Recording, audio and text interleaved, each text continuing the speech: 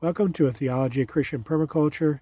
My name is Shawn. Today we'll be looking at Genesis chapter 1, verses 1 and 2, and possibly only actually the first few words.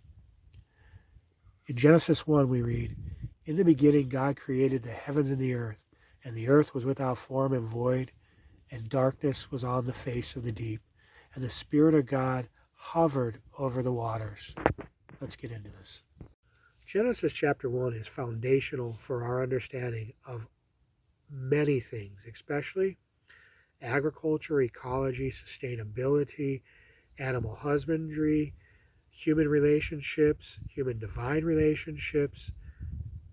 There are a lot of considerations also to take in when trying to understand a portion of Scripture, any portion of Scripture, but Genesis chapter 1 is especially important because it is a very unique piece of literature in many respects, and also it describes for us the inception and the beginning of time. Some of the considerations that we need to take into account when interpreting a passage like this are things like documentary hypothesis, source hypothesis,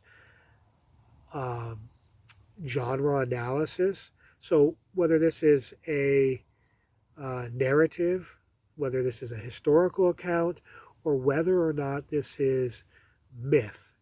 There is also contrast comparison with other ancient creation epics such as the Enuma Elish or the Babylonian creation epic. Then there are the aspects of which deal with time and how we interpret time. Now, what I mean by that is not time in a general sense, how we interpret the 7 days, or the 6 days of creation, with the seventh day being rest. So there are literal people who believe in a literal 6-day creation. There are those that extend it out a little bit and will use the passage, a day is like 1,000 years, 1,000 years is like a day from the book of Psalms. And they'll say it's, 6 to 10,000 years old. And then, there are those who believe that evolution underneath a theistic hand, underneath God's hand, is one of his creative mechanisms for allowing things to come to be. And one thing you're going to find is in this series of lectures, I'm not going to really answer those questions or give you my opinion on that specific issue. There are many people who are far smarter than I am and far more versed in scientific matters than I ever will be that fall on both sides, all three sides of the spectrum. And so we will just suffice it to say that essentially God is the one who is doing the creating. So that's the important distinction that we need to make. Now, in the beginning, God created.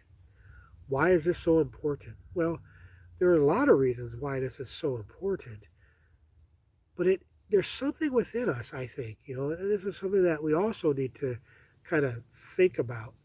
There's something deep within us that is fascinated with this idea of where we've come from. For many people, and maybe some of you, like studying your genealogy is part of this. You want to know about your ancestors and know about the people, that make up your family to try to understand who you are. Well, that's kind of what Genesis is in many ways. It's a way that we can understand who we are in the grand scheme of things. Because in all of this, we have this detailed account. Well, not detailed. I mean, it's a detailed, but it's not very detailed. It's a highly detailed account of the creation, when God creates. And from this, we realize several things, and we'll get into this in another video, but that within this, we're created in God's image. That's a very important distinction to make and a very important thing for us to understand. But also that we were and we are still, though maybe in varying in expression, we are given a purpose or a reason on why God created us. So initially for Adam, that was to tend the garden and to, interact with his wife, Eve, and with God himself, and also the animals. So, in the beginning, Bereshit, this is a very important Hebrew concept. This word is understood to be the beginning, or a beginning. Beginning is the literal sense, or also the first in a sequence of events. And that's what we see happening here in Genesis chapter 1 in the 7 days of creation. However we take them to mean, but it is a sequence of events. And I think that's a very important distinction to make. This sequence of events is very important for our understanding of how things are intertwined, how things are dependent on each other, how all these aspects of the creation story here in Genesis lead to a specific point in which life is able to be sustained. So there's another thing too, and I was touching on this when I was talking about the genealogies, how we want to get in touch with our past, understand our past. With this, there is an innate human desire to understand the origins of the universe, of the earth, of how things came to be. Why is this? Well, I think a lot of this has to do because it deals with one specific word. It's intriguing. It's intriguing to try to understand, to try to know, to question why or how all these things came to be. Are they a product of chance, or are they the product of divine creation? I think that's the gist of everything in that. It's either created by pure deterministic mechanisms, or it's created by a divine creator who endows it all with a purpose and has a reason for it. And there is, if this, and also, by the way, Genesis 1 could be seen, Bereshit, beginning, first in a sequence of events, and we're going to look at it in this way, the 7 days of creation. But realistically, this extends far out until we hit the book of Revelation, where what begins in Genesis chapter 2 in a garden ends in in Revelation chapter 22 in a garden. And you see, it's the first in a sequence of events.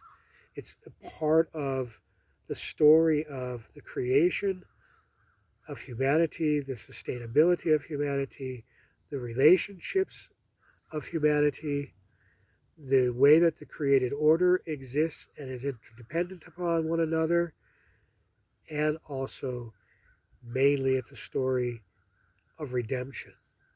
Because once we get to Genesis chapter 3, we realize something goes awry. And once that goes awry, everything thereafter is affected.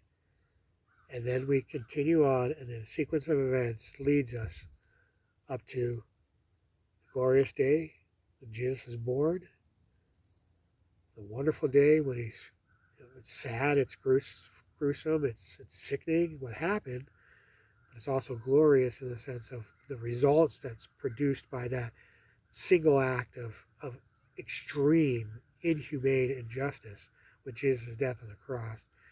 It's accentuated with the resurrection from the dead, with him rising from the dead on the third day.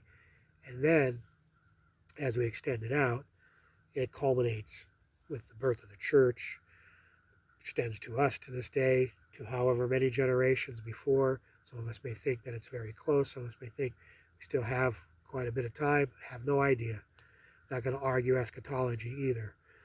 Here's the thing, though, is that we get out to the point in Genesis chapter 22,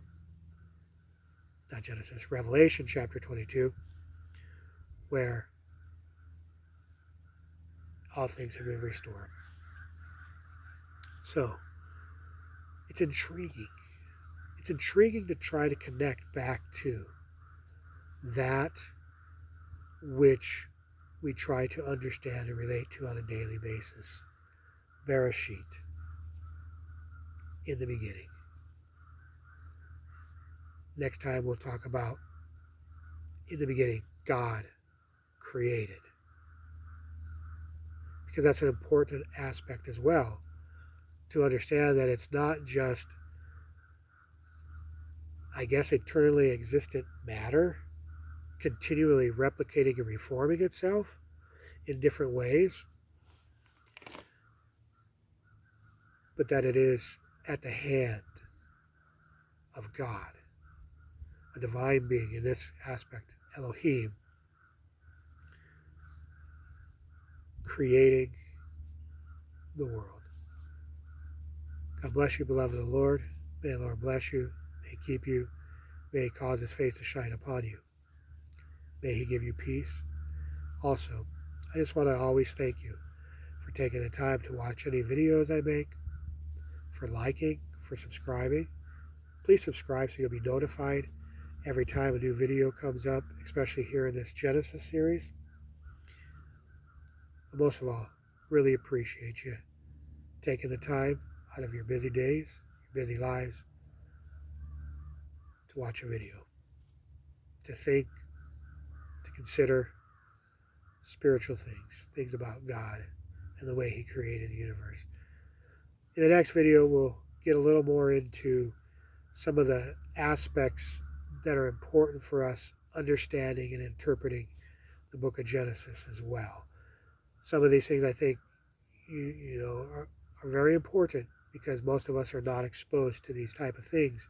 And I think that they hold keys apologetically to how we interact with the marketplace of ideas concerning